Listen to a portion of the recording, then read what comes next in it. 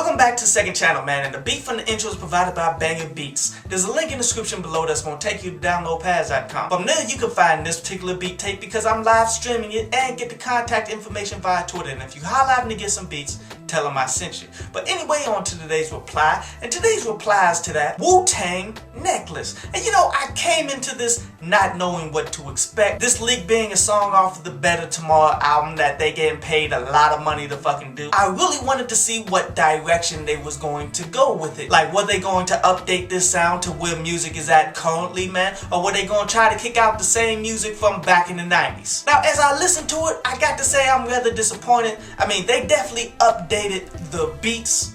They didn't update themselves. And when I say update, I'm not saying copy what's going on in the music industry now, because if they were to do that, then the music would be shitty. They would be moving in the wrong fucking direction. What I mean by update is to progress and get better, because even though they haven't come together and done albums and shit in a long fucking time, they should still have been working somewhat, making songs, don't you think? Sure, you may go on a hiatus, but most times you come back to that shit. They should have constantly been getting better, even though we haven't been hearing songs from them. I haven't really recorded a song, and I would say like 6 years, my dude, but yet still, I've been writing a lot of lyrics. I still got a bunch of rhyme books that I've been piling the fuck up and continually adding to. See, the lack of progression is what kills me about this track. The beat was actually pretty straight, and quite honestly, I do expect more of this to come from this entire album, dude. This may be like the blueprint of the album, but I still recommend people to peep it out though.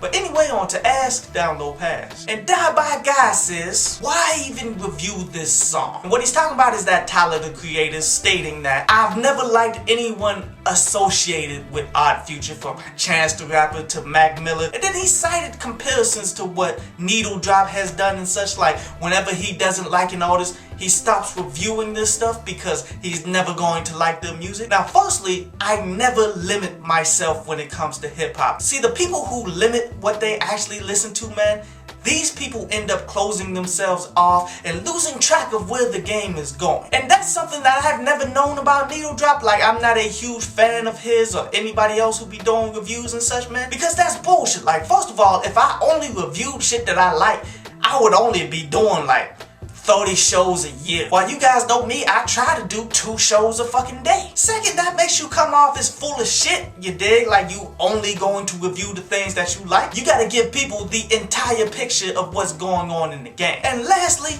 I've always fucked with Domo Genesis. Domo Genesis is a guy who's associated with Odd Future, right? Even before I realized he was with Odd Future, I really fucked with him. I hope you enjoyed the show. You can follow me at Twitter up there, and you can go to downloadpads.com, that's down there, to read today's article.